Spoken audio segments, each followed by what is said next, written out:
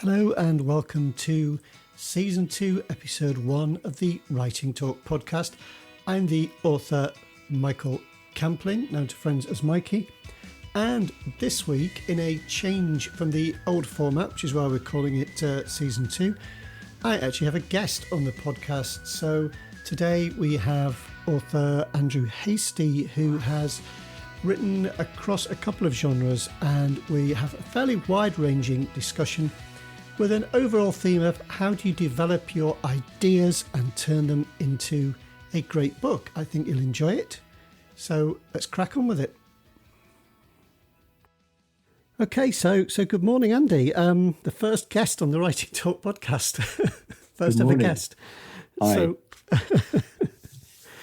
So, yeah, thanks for coming on. I thought it would be nice just to tell people a little bit about you and your work, and anything you particularly want to talk about in that vein. Okay. Yeah, no, cool. So I'm Andrew Hastie. I've written, I think it's 7 time travel books, all in the Infinity Engine series. I've also co-written a crime story with my wife under the pen name, so it's going under Karen's name instead. But yeah, so I've been doing this since, blimey, I think I was reaching my 50th birthday, and I'd been rejected by a couple of agents. So that would have been 3 and a bit years ago. Right. And decided to self-publish instead. So, you know, I decided that I wanted one of those nice paperbacks in my hand when I hit my 50th birthday. So, I went ahead in 2017 and jumped in. At that point, hadn't heard of really, hadn't done a lot of research with self-publishing. So I hadn't bumped into Mark Dawson at that point or any of the 20 books to 50K guys. It was really just me kind of logging on to KDP one day and just saying, oh, okay, that's how you put something up there. And haven't really looked back since. It's been an amazing 3 years, like ups and downs as you would normally expect. But yeah, I think the main Infinity Engine series is my passion. I think I wouldn't say it was the most commercially successful books you could ever write in, and for your kind of other writers who are listening in, I would definitely suggest, if you're into this, to make it your kind of business, then definitely research your market. And I'm sure you've had this as well, Mikey, where you kind of write something that you've always wanted to write, but it's not necessarily the book that everybody wants to read. Yeah, very much. Because we met at the 20 Books London conference, didn't we? And it was funny because you sat down and said, oh, I'd been writing time travel. So at that point, that was all I had as well, really. Yeah. And so that was interesting. But mine doesn't even really fit into time travel very well. So I would totally echo what you say, that you can just write anything you feel like, but it's quite tough to sell certain things, isn't it? If it doesn't fit into people's expectations. There is that kind of there is a certain I would like to say a formula, but that's the wrong word. I mean, I think there's definitely something to be said for studying the marketplace. What I found, I mean, because I'm sure we'll get into it, where we're doing advertising for our stuff as well, you need to kind of connect with an existing audience. So people like Mark Dawson have made a good living out of going after the Lee Childs guys. The Jack Reacher is an existing audience. So to be able to say, this is, if you like Jack Reacher, you like this. That's a very powerful way to kind of connect with the potential audience. And for me, it's been my most successful side of things. So the time travel stuff isn't really hard sci-fi. I know you get these various different versions of science fiction. It's more science fantasy. So there's no time machine. It's essentially a group of people who can actually move through time using objects. So they use the timelines of objects to move back through time. So it's a bit more kind of fantastical. So I went after Doctor Who as a big audience, and a bit of Harry Potter as well, because there are a lot of adults that, you could see that move away from they've read all the Potters probably more than once, and they're essentially looking for new material. So I've had some success kind of doing a mixed campaign between people who like Harry Potter and Doctor Who. But it's kind of like, I feel like I'm kind of trailblazing. I don't feel like I'm kind of following anybody else. There are a couple of people, but they're just, there's no one as big, especially on Facebook. You need people with quite a massive following to be able to kind of find those guys. Yeah. It's, my thing that I was trying at the time didn't even really fit that much into time travel. I think there's a bit more action in yours than mine, because mine sort of leaps backwards and forwards over 5,000 years and has all these parallel plots at the same point. Mm-hmm. And so I was finding people who liked a good time travel adventure would put a review and they'd say, well, not all that much happens. And I'm thinking, well, yes, it does. It just happens in different timelines. They wanted like, a hero figure to be going backwards and forwards and doing these things. And mine was all over the place. But, it's some people love it, so if they find it. But I totally agree. You really finding something that fits into a niche of some sort, no matter how big or small it is, I think is much better than finding something that refuses to fit into anywhere. No matter how hard you try, you can't quite hammer it into that that place. But no, the genre stuff, especially if you try and cross genres. If I'd have looked back, time travel romance is huge, in that sector. But that's not what I can't write that. So, no. But yeah, if you say where the money is, it's going to be, in things like paranormal romance, crime, just romance in general. And so, the trouble there is there's a lot of other people playing in that space. So you've got the kind of double-edged sword. You can either strike out into a small niche and then just have to build your audience, or you can jump in with a quite larger. So that's what I found with the crime book. Essentially doing a crime book is a great idea until you realize that there are thousands and thousands of other people doing crime books, and if not more than that. So, but yeah, I think it's been a really interesting ride. I have to say, in terms of the learning curve that you go through. I'm sure you've had the same. Yeah, well, funnily enough, it's I've just switched genres more recently, and probably never look back now, because the mysteries I've been doing have just taken off much more than anything else I've ever done, and so it's just kind of, I wish I'd done it years ago, but I was much more kind of intentional switching around this time, and I put quite a lot of thought into the kind of thing I wanted to do. And, like, was I going to do police procedural? Was I not? Was I, and so on. And I spent a bit of time looking at books online and just not so much looking at their ranks, but just trying to think what I wanted to do, really, that would fit in somewhere. Well, I know because Barry Hutchinson is writing under J.D. Kirk, and he's had an absolute cracking launch of his Scottish crime books. I think they're serial killer, or they're definitely thriller, and I think he's got something like 5 in the top 100 at the moment. So he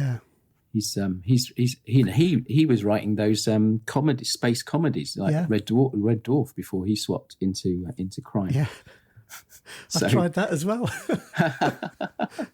And that actually, it was after that 20 Books London. I thought he gave such a good little talk about it, and I thought, I always like comedy stuff, and I like sci-fi, and I've often found it inherently funny, so I thought I'll go for that, and I've written 4 books in that series, and they do something, but not a lot really. It's a tough kind of sell. It's sci-fi comedy. Yeah, he made that his own, but his crime stuff is just taken off, hasn't it? It's massive. Yeah, so I think I suppose the advice from just genre side of things is definitely write what you love, and if it happens to fit within a potentially a subcategory of a popular genre, so you've got a kind of slightly different spin on whatever it be, then I think that puts you in the right place. I think, just writing something that you've always wanted to write is fine. It really depends on whether it's a business decision or just a passion project. And unfortunately, I've written 7 passion projects. Although I have to say, I had some really good results in the last couple of weeks, because I've went into Prime Reading with book 1 of the Infinity Engine series, and so it's not only in Prime Reading, but they gave me a Kindle monthly deal in October. Wow. So I'm actually ranking in number 1 in alternate history. I think I'm number 2 in time travel sci-fi in the UK. I know. It's just make the most of it while you can. Yeah. Thank you. So did they have to they have to invite you to yes. Prime Reading, don't they? Yeah. Yes. Yeah, I've had it every year for 3 years. I mean, for listeners who don't know about Prime Reading, it's something that Amazon quite strangely added after Kindle Unlimited, which is again a subscription service that most of us sign up to, so you can obviously get paid per page read in Kindle Unlimited as an author. But they do Prime Reading, which is any Amazon Prime subscriber gets, I think there's about 10 million books that they keep in Prime Reading at any time. So it's not that selective. But yeah, I've got it every year. They give you a small contribution, which never covers your sales, but you effectively surrender any royalties whilst you're in Prime Reading. So you'll never know. The really annoying thing is you never know how many books you've actually had downloaded either. Okay. So it's one of those kind of black boxes that you just drop stuff into, knowing that your sales rank will just go through the roof, which mine did. So sales rank improves straight away. And the only way to really measure the success is to look at the sales of book 2. And that's something else I guess people who are listening to this would already know about, is that there really is only one way to play this game, and that is to write in series. And, at least from my point of view, it means that I can advertise book 1 knowing that I'll make potentially the money backs on books 2, 3, 4, whatever. Yeah. So having that book 1 kind of go up and get more visibility. I mean, I think a lot of people when they talk about marketing, they talk about how to get more visible, get in front of people, when they're searching for books and stuff. And obviously sales rank is one of the things that Amazon's algorithm takes into account. And, if the engine thinks that you're selling books, then it will actually it can pick you up and promote you in, stratospherically in some cases. But yeah, I think it'd be interesting to see where we are by the end of October, to see what happens when that book comes out of the Kindle deal, and see if we start to drop again. But yeah, I think the marketing side is probably a whole nother podcast, to be honest. we could come back to that one another time. Yeah, sure. Because I know you've done quite a lot with ads and stuff, and that could be another chat if you like. That'd be great. It's what I do for a living now. I mean, I left my job in 2018 thinking I was going to be a full-time author. And essentially when that lasted for about 3 months. And then the wife said, you got to make a decision about what you're going to do, because it might involve selling the house. Yeah. And then I just was talking to a colleague in the agency world, and they were complaining about their Facebook marketing that the agency they were using. And I just took over from there. So a lot of people come up with ideas, and then they struggle to get it actually developed into a whole story, or they start trying to draft, and then they give up because it's just not going anywhere, or it's going all over the place. So do you kind of have an approach or a way of tackling it when you've had that first great idea to turn it into something that's going to work? Yeah, I think that's probably the reason most people never finish their first book, isn't it? Is that they think they've got a great start, and they start writing it, and then essentially run out of road. So they kind of, and so I know there's always this kind of duality of, are you a planner or a pantser? This idea that do you outline your story, or do you just go for it? And I suppose I'm trying to think back when I started the first book. I had one scene in my head, which was this he's a 17-year-old kid who's basically one strike away from going to prison, and he breaks into this house of someone who's a bit of a hoarder. You know, these guys that literally have newspapers going back 30 years and, you know, everything, nothing's ever been thrown away.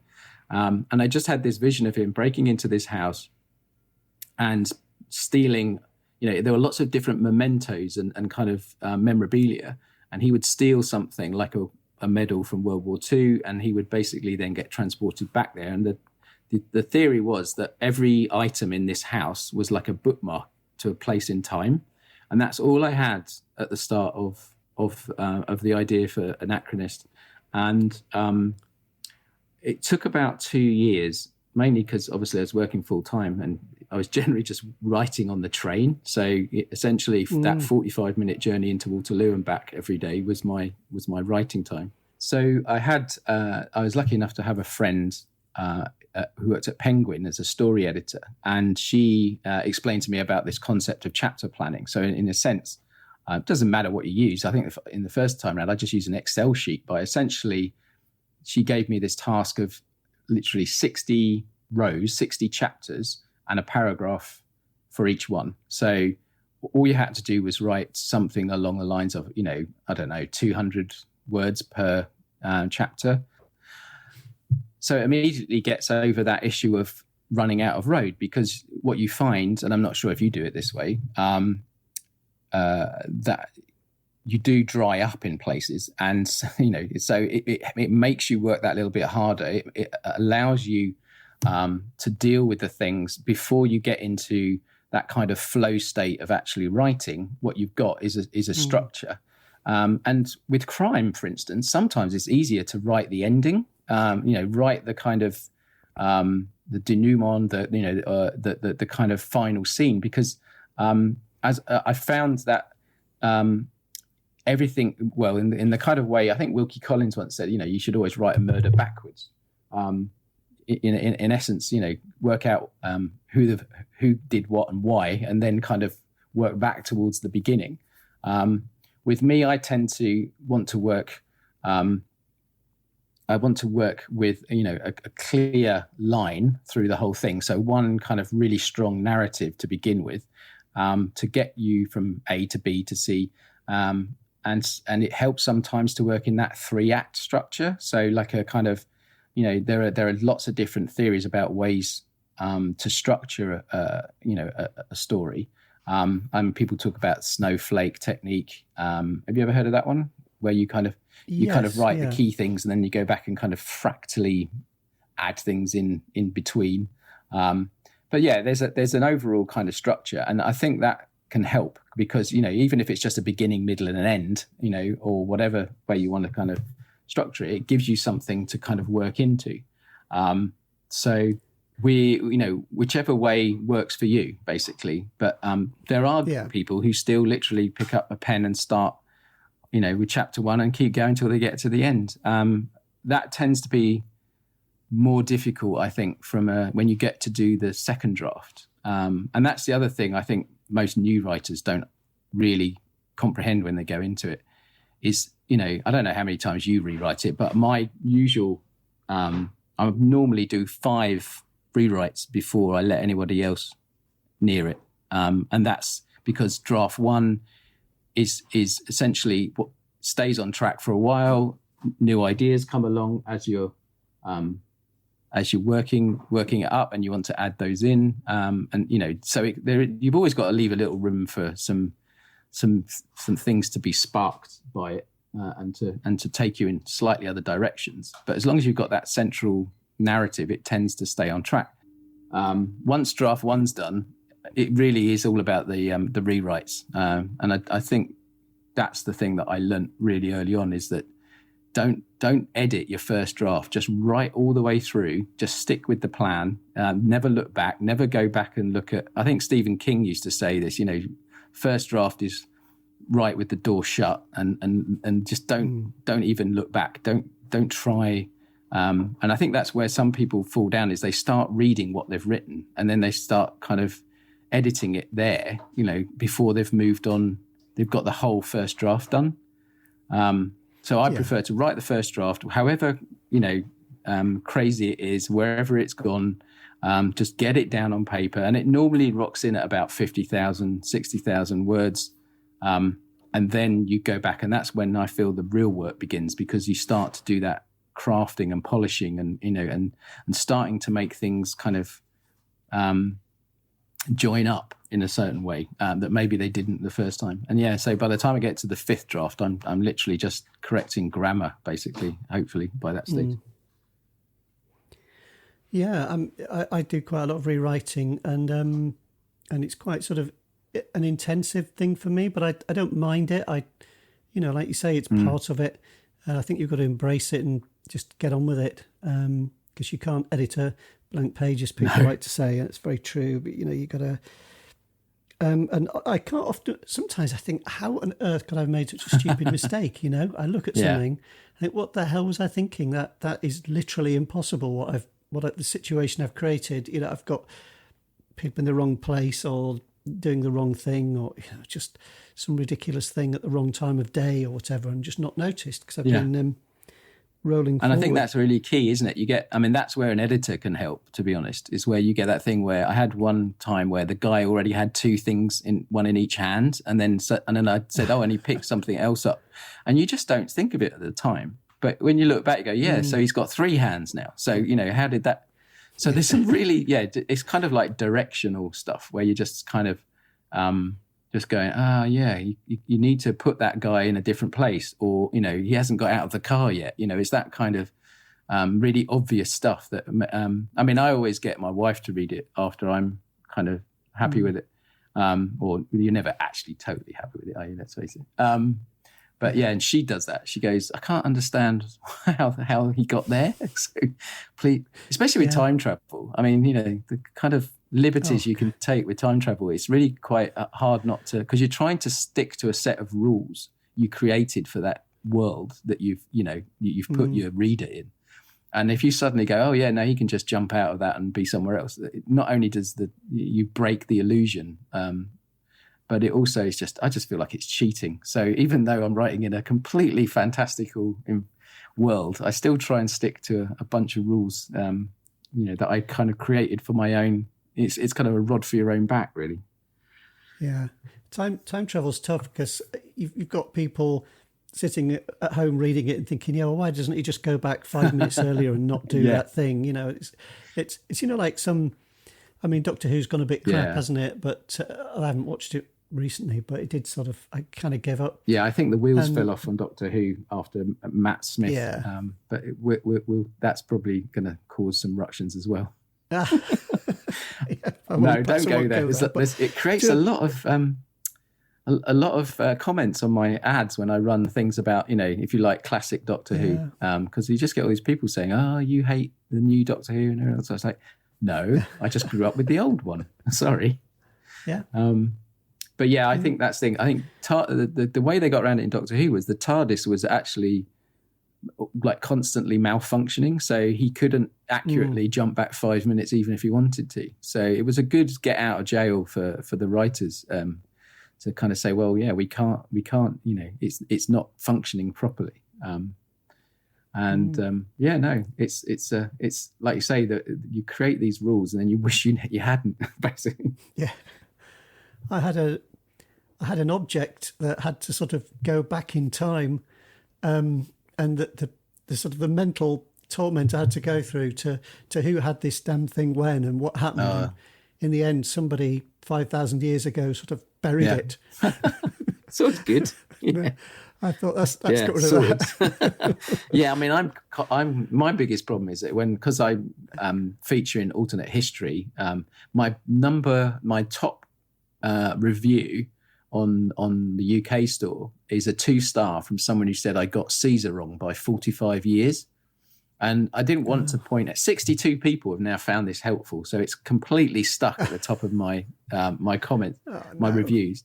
And you just want to go, it's just a story. But of course, these guys, want to believe that the history that I'm taking them through is as real as, it can be. So fair enough. I had to slightly edit that one, but there's no, I can't get that review taken down. It's stuck there. So you just have to live with it.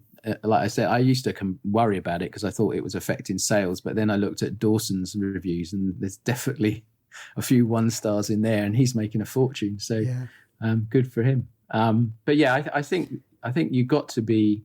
It's got to be believable. Whatever it is you do, don't just keep reinventing it. And I know this is maybe particular to sci-fi, but you're going to create a world that people are going to walk around in their head. And the last thing you want to do is, suddenly get rid of gravity or kind of, invent something just to get you out of a hole.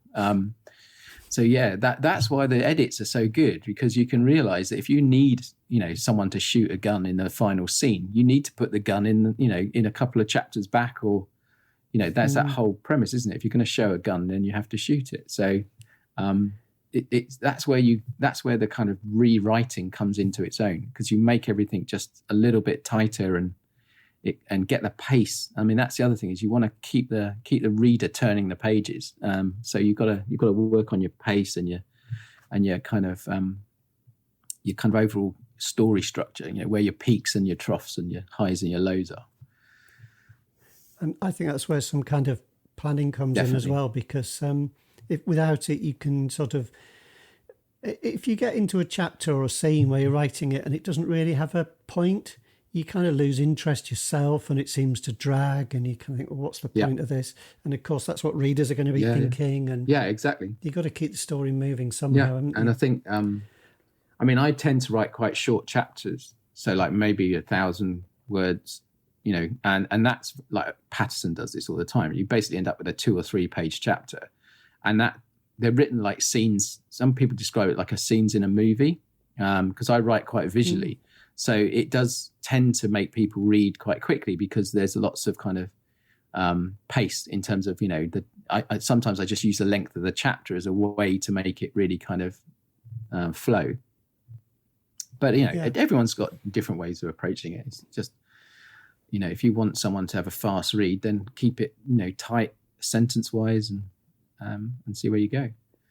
But yeah, I think outlining is useful. I certainly never tried doing it from literally, the first blank page. It's always, already got a lot of, and I normally go off the rails, to be honest. I mean, they're definitely, as I've got into the later books, I've tended to cheat a little bit and just put something into my future self to say, you need to sort this out, and then boldly move on to the next part. And I find that, I don't know if you do this, when you're writing, if you can't think of a word, I don't stop. I just put like X's in. So I don't, because I always describe it like a flow state. When you're actually in the zone, I don't like stopping. So instead of saying, what's the word for that? Or especially when you're writing historical stuff, you have to go and research, a lot, which is where the internet comes in really handy, especially Wikipedia. I sometimes I kind of sit there and go, I can't think of the word, can't think of the name of the street is going to be in Paris, during the Napoleonic Wars or whatever. So I'll just drop some X's in there, and it's just a placeholder for me to go back in the rewrite and then start looking at the research stuff. And that's always the thing that slows me down, is these kind of historical moments. Like the latest book that I'm writing now, which is the 4th one in the trilogy, as I like to put it, is mostly set around 1800s Paris. Napoleon is doing interesting things across Europe against the Prussians and the Austrians, and you've got a lot of historical detail that you need to go and dig around in. But it's out there. It's just, you've got to then not just copy and paste it into the book. You've got to make it personal. It's got to feel relevant. I quite like the idea early on. I always like to say, it's kind of it's the piece of history that, is next to the thing that was famous. So in other words, it's not Marie Antoinette being guillotined. It's the palace in which she was kept. It's the thing that happened around it rather than the actual event itself. So that I found quite interesting. I like that idea. I like that a lot, actually. Yeah, I think it's just kind of cool. One to the left of the main event kind of thing. That's what I suppose when you think about where your ideas come from. It's for me, it's always kind of Either you've got like a strong character that can carry it, or you've got a strong kind of narrative idea. So, obviously for my first book, it was all about this kid learning that there was this secret organization that can travel through time, and he's got this ability that he didn't know he had. And that's easy. The first one was just about like, welcome to my world. So it was an easy write, because as long as you'd written, thought about your backstory, you were just introduced, you were taking the reader on this journey through all the different parts of this lovely new in this world, which is why I liken it to Harry Potter, because, obviously Harry starts off under the stairs and then finds out he's a wizard. So there's that. But once you've done that in the first book, you can't keep doing it over and over again. There are some formats, especially crime, where you can kind of repeat the formula. And I think for me, it was just having to kind of think, what's going to happen to this character over time? How is he going to develop? How is the world that he's now entered going to change him? But also, what other things could go on in that? And I've written some spin-off books. So some of the characters that came up in the first couple of books, I actually just took off and created their own little origin stories. So, there's that kind of, it's a nice little exploration in your world and digging a bit deeper into some of this, the secondary characters, which I found really quite helpful. But you can also then put those out as reader magnets. It's a word maybe that your listeners have bumped into, but this idea that you put shorter stories or novellas out as either a giveaway from a email sign up, or you put them on at 99p or free, and then let them kind of go out and find their way on their own. So that was always quite interesting. But it's. I think there's a couple of things. I'll come back to if you don't mind. So one thing, I don't know about you, but I found since going into crime, because mystery being a sort of offshoot of crime, that it has a lot of moving parts. And I think if you don't plan out things like clues, like red herrings. And timings. Like motives. Yeah, timings drove me crazy in the crime book. Yeah. Because you had to, there is some really good visual tools out there and I didn't use them.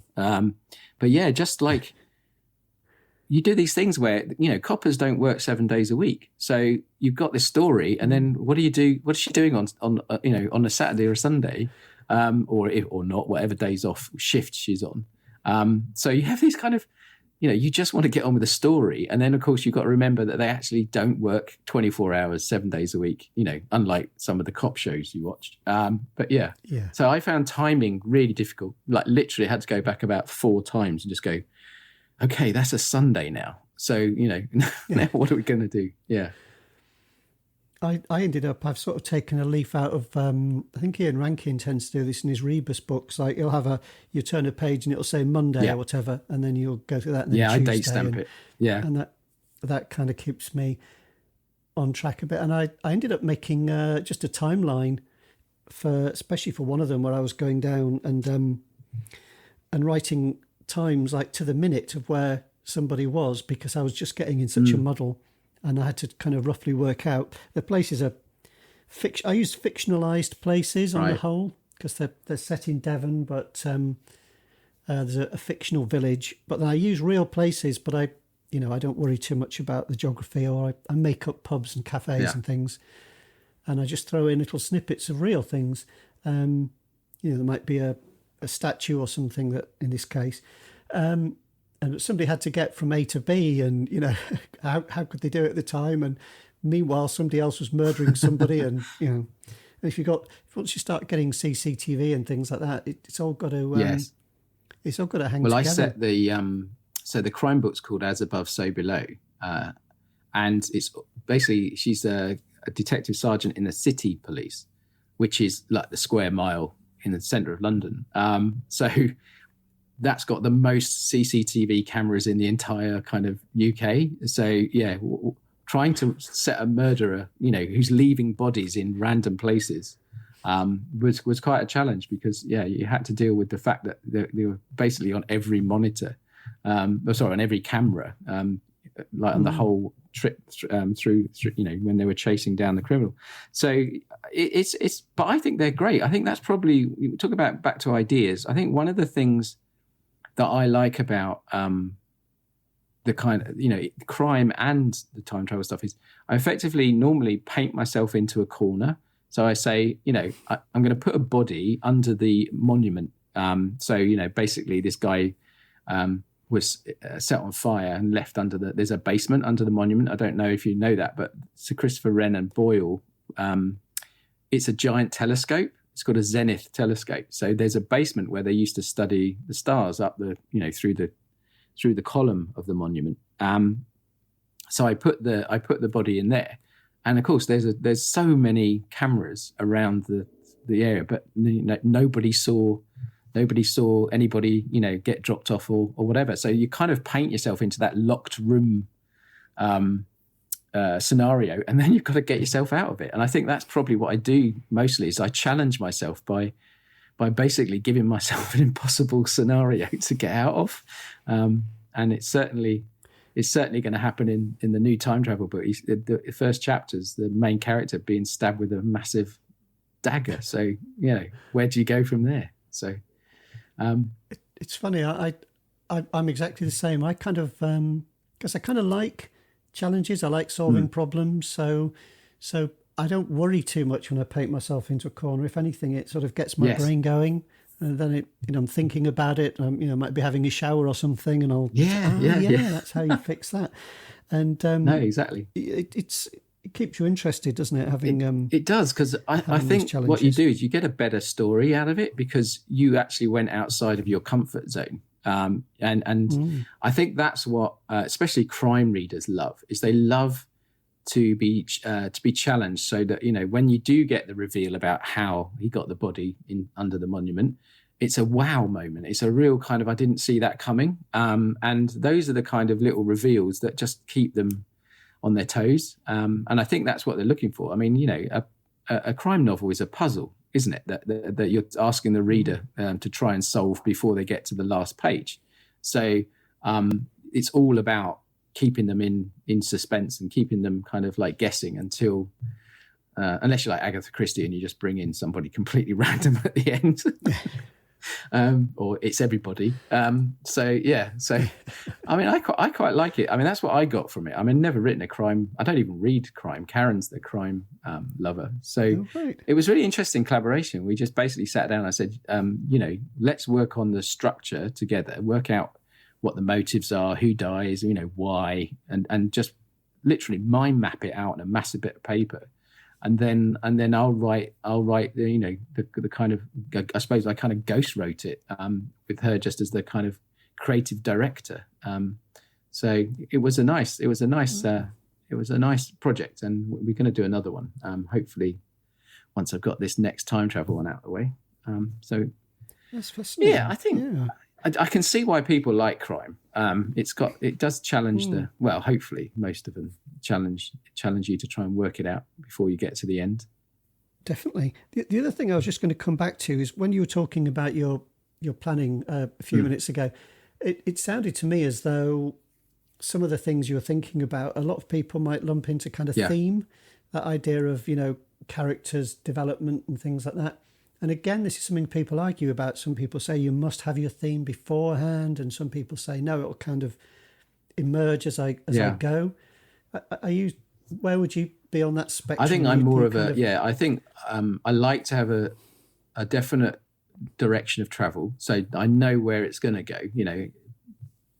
The hero is going to do X, then Y, and then something's going to go wrong, and then he's going to and then we get to the kind of I think Pixar had a 22-point plan for how they do their stories, which is definitely worth looking up. But I think the theme, because I know people who literally write massive, great character backgrounds. They do all the kind of, they do a lot of research before they start, and then they just basically can blitz it in one go. I think I'm kind of halfway there. I certainly have a really good idea, but then I'll bump into something, like we said, when we hit that kind of gap where I've just said fix this later in the plan. By the time I get there, I've either developed 2 or 3 other subplots. So get this whole idea of it's never just one story arc. You need to kind of weave in multiple arcs, potentially from multiple characters. But yeah, I think Yeah. I definitely don't try, and maybe this is why it slightly takes longer. So I don't always want it to be completely locked down when I go into it. I like things to bubble up from just the way the story's unfolding in your head, because obviously converting a couple of paragraphs in an outline into a 2,000 word chapter, stuff's going to kind of evolve, and things that just you didn't see when you were planning. No matter how well you planned it, you'll always find things that just quite interesting, and trying not to go off track too much is always a bit of a challenge. But yeah, I think, and of course, because with time travel and with crime, actually, when you go and do the research, some things just trigger something. Like I found out about Napoleon's attempted assassination. These guys strapped a massive wine casket to a cart and filled it with shrapnel, and basically the fuse, when they lit the fuse, they mistimed it, so he survived. But for me, that's great, because in my version, of course, he can die, and then someone can go back and change the outcome. So it's things like that which I have to kind of follow, because that's exactly what I'm looking for, is a moment in time where one slight change can change the future, change the past, where you want to look at it. So I have to leave a little bit of space, and I think everybody should really just still be open to new ideas as you're writing. Don't just close it down and say, right, I'm going to write exactly this. It doesn't give you enough. I think you need a bit of creative freedom when you're in there. I find that it's good to have some kind of idea of, especially your main characters, of how they're going to develop and maybe be different at the end. But I find some of the Gold Dust stuff actually comes out with some of the little characters I haven't really thought about. And I've just kind of thought somebody being a bit stereotypical, this person's like mean and horrible or drunk or whatever, and left it at that. And then as I've written them in and they've become important and sort of a bit more real to me, I might redeem them in some way, because it's just kind of more interesting. Yeah, you're right. I think the villains or the kind of secondary characters tend to be much more interesting to write, because you don't normally go. I mean, I don't know what point of view you write from, but the idea that you're in the hero's head for most of the book means that the secondary characters are you need to work really hard to make them come to life, because you're not going to get as much exposure to them. So yeah, I like the secondaries. I think they tend to evolve as I go. You're right. I don't normally end up writing a great deal beforehand about secondaries. I mean, because I've got this kind of organizational structure in the time travel stuff where you've got different guilds. So you've got guys who work on stats and analysis. You've got ones that look after books, and another one that looks after, artifacts. And then I can just add another. I just end up going, oh yeah, we need another one that explores X. So I just created another department just for one of the books that span off into its own kind of, got its own book in the end. This whole thing about creatures that live outside of time became the xenobiology department, who've now kind of, it's very hard not to kind of want to go and look more about what they could do. So that's what I have trouble with, is I tend to kind of create, side characters or side stories that I then need to go and explore in more detail. So spin-offs, basically. Which is, and it's fun. I mean, they're not normally as big as the main books, but I quite enjoy them. Yeah, I've been tempted, I must admit, with because mine aren't police; they're like an amateur sleuth type, but in a modern day setting. A bit almost like the BBC's Sherlock thing, but not quite. Not it's a little bit cheesy, that, but I mean, I quite liked it when it came out, but it's a bit more realistic, I guess. But I do have some police characters in there, And just writing scenes with them in, I kind of thought, oh, I really quite fancy just taking them and, you know, doing some like little police procedural type story with them. So I don't know if I'll do that or Yeah, not. I read up on police procedural stuff. There's some good crime writer books out there, you know, to give you some background. But my worry is that I don't want to get into that conversation where, oh yeah, you know, so and so wouldn't do that. You know, I don't want to get so deep into it that I'm having a conversation with someone because, you know, I'm using the wrong weapon or you know, that, you know, it's just, I tried to keep it a bit lighter than that. But I agree. I think police people are generally very interesting characters. I mean, they don't have to be, you know, drunks and rebus type. Who's the other guy? Michael Connelly does. Bosch. Yeah. They don't have to be complete car crashes of with their personal life. But I think because they walk in and out of people's lives generally at a bad point, you know, you only really get to meet a detective if something's gone pretty wrong in your life. They do have a genuine fascination, I think, for most people because, you know, what do they do when they're not picking bits of bodies off of railway lines or whatever? And that's I think where people are kind of never going to get bored of those. And I suppose the challenge is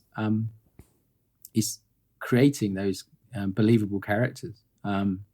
It's certainly probably the most difficult bit for me. I mean, I love exposition. I like kind of action, and you know, I don't spend too long generally inside the character's head in the crime stuff. And I think that was actually someone came back to me and said, "Yeah, it would be better if you just gave us a little bit more insight into her thoughts and feelings."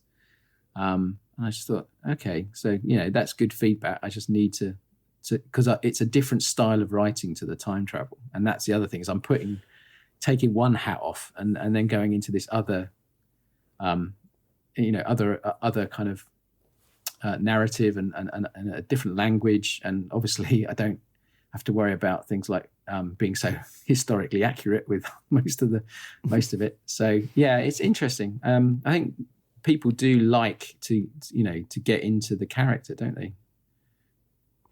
Yeah, very much. I think you're right. In the crime, people do like to sort of see what's going on in people's heads a bit, if not actually being told. You know, that they want them to have some kind of subplot type stuff going on. I think even the small characters are, you know, something is going on with them somewhere. Like maybe they've, you know, having an affair or you know, they're stealing the petty cash or something. It's, you know, there's got to be some little oddness going on. Yeah, perhaps. And I think it gives it depth, doesn't it, when you've got that?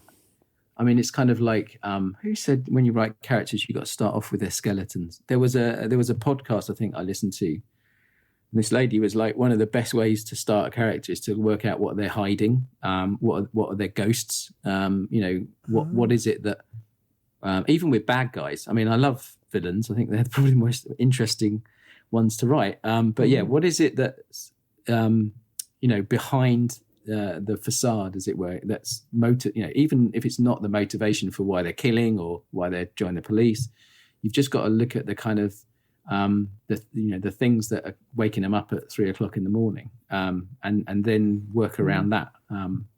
Because yeah, you know, no one wants to read about a character who has a really nice life. Unless you're in kind of romance mode, I suppose.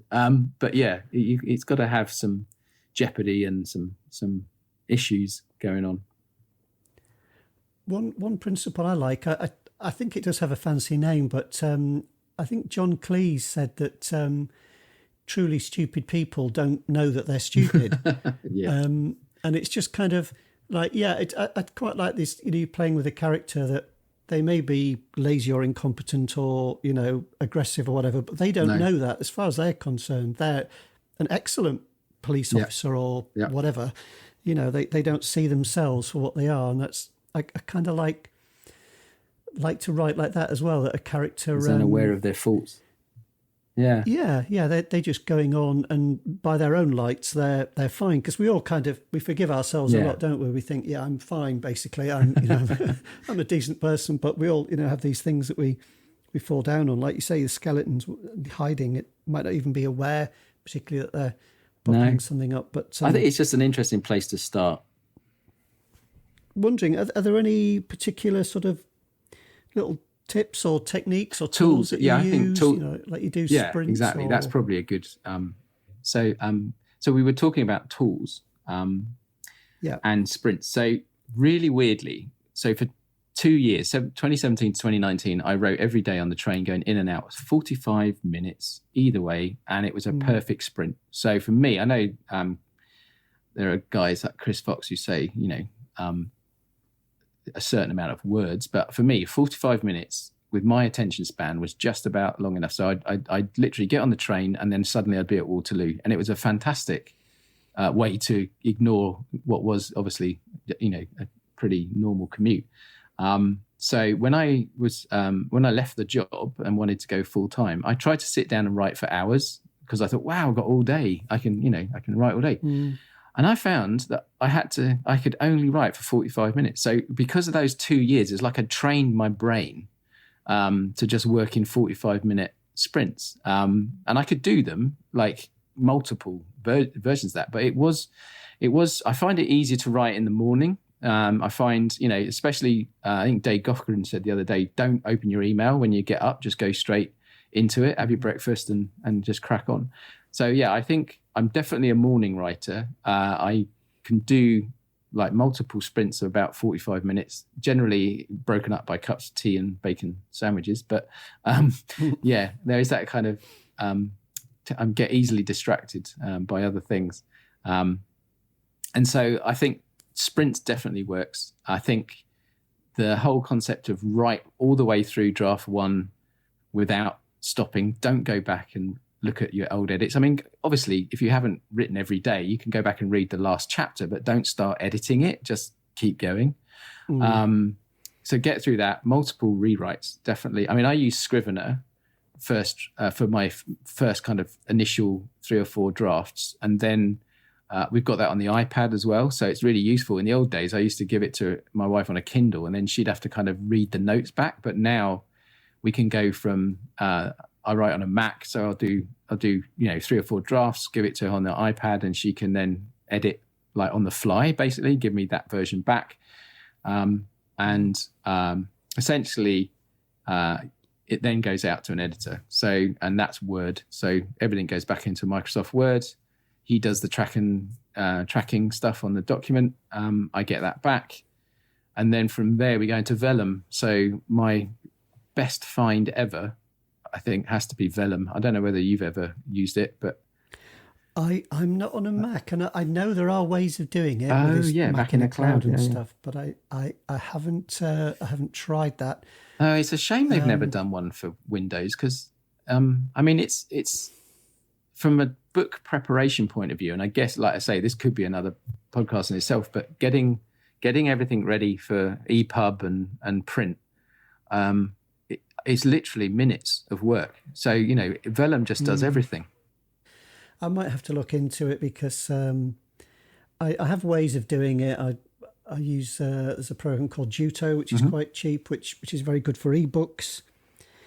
But it gives you a whole extra step to do before you get to the paperback, because you then got to take it out of that program and then open it up and then start mucking about all over again to get the paperback, which is... It's a headache. I mean, especially when, this is the bit you're so, you're literally finished. You've done your cut, because I do my own covers as well. So that's always the mark when I know I'm getting ready to put it live is I get the cover done, because I trained as a graphic designer. So I've got quite a lot of Photoshop skills amongst other things. See, I don't think I knew that, because I really like your Infinity Engine covers. I think they're great. Yeah, no, I kind of keep thinking, because when you kind of compare other people that are in your genre, in terms of on Amazon, and you just go, God, I really like what they've done. And I keep thinking to myself, oh, maybe I'll do a little bit more, because I always wonder whether people get the time travel thing straight away, because it's basically like a burning infinity symbol. And in it, if you blow it up, there's like a kind of clockwork engine and stuff. So it's really nice detail. But of course, on the thumbnail, and this is another tip, make sure your thumbnails look good before you finish your covers. Yeah, it's great that you build this, create this lovely cover, which, is going to look great on the book. But when they shrink it down to something, the size of a postage stamp, does it still work? And I do keep thinking to myself, especially with the American market, should I be a little bit more, should I put one of those kind of twisting clock faces into it so it just screams time travel straight away? Because that's what Jodie Taylor was the other one I was thinking of. Jodie Taylor does very much that kind of, she's got a very nice graphic style. But yeah, no, I love doing the covers. That's my it's like the cherry on the cake. When everything else is done, I can go and do the cover. Get some, because I've got like an internal Facebook group that I get to help me, finalize it, and then yeah, that's it, done, out it goes. But yeah, I think that's the great thing about vellum, is that it takes a lot of the pain out. It literally is pull the Word document in, do a little bit of formatting, and then you're ready to go, both for ebook and it produces a PDF that you can upload for paperback. So it's very, very nice kind of. I mean, it costs £250. It's not cheap, but it's so worth it. I mean, you think about how much time you'd spend trying to do it in another program. It would be crazy. Yeah, and I've got quite a lot of books out there as well at the moment. So if ever I want to do anything, it's just a nightmare all over again. Well, that's it. Of course, yeah. You edit it. Yeah. Files and. Do you just want to sort of quickly drop a line about what you've got coming up, what you can have coming out soon? So I'm currently working on book 4 in the Infinity Engine series, which should be out in the next couple of months, hopefully before Christmas. So that's going to be on Amazon in Kindle and paperback. And I think the title is going to be Eons. But yeah, if you look up Andrew Hastie or Infinity Engines, you'll see my stuff. And then in the new year, probably January, February, we'll be looking at and the second Karen Hastie book, with no title at the moment, but yeah. So I'm looking forward to doing that and more books besides, I would think. Brilliant. And your website's Infinity Engines? Correct. Yeah, plural. Right? So we can get to your newsletter, and I'll put links and everything, and all the show notes and stuff. And yeah, that's brilliant. Thank you very much for your time. That's ended up quite a wide-ranging discussion, which was brilliant. Well, thank you. No, I think that's great because there was a lot of content in there, which is good stuff, because it's based on your real experience, as a working writer, rather than some sort of a high-blown theory that somebody who's pushing a non-fiction book, can come out with this idea saying you must do this and you must do that, and then you look at what they've done and they haven't actually published any fiction, or it's hard for people, I think, to know where to get their advice from sometimes. So that's all good stuff. Well, thank you for your time as well. It's really enjoyable, and I'm happy to do another one in the future, hopefully without the leaf blower this time. There goes the leaf blower again. Cheers, mate. All right. Okay, thanks very much then. Thank you very much for listening to that episode of the Writing Talk podcast. I really hope that you enjoyed it. I thought it was a great, wide-ranging discussion with someone who has put a lot of thought and a lot of work into their work that they've produced. And if you want to check out Andrew's books, I recommend you head on over to Amazon. You can find more of his stuff at infinityengines.com, and he has a newsletter where you can sign up to get a free book. There will be a link to that and anything else that's relevant, like tools and resources and so on, as always, on the site at writingtalkpodcast.com, which is all one word. I hope that you feel able to subscribe to the podcast. It's always really appreciated. It really helps. I would like to keep this going. I'd like to get lots more guests on to interview them and see what nuggets of information they have. Because, the more we talk about this stuff, the more we can help each other in this brilliant business of writing and creating books. So please do subscribe. Tell your writer buddies about it. Perhaps if you're in a Facebook group or anything like that, in a writing group, you might like to tell them about it.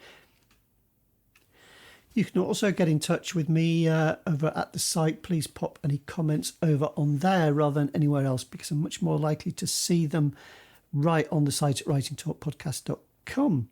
I'll wrap that up for today. I hope your writing is going well, but however it's going, just remember to keep scribbling, keep tapping away at the keys, and while you're doing it, keep smiling. Thanks again for listening, and goodbye.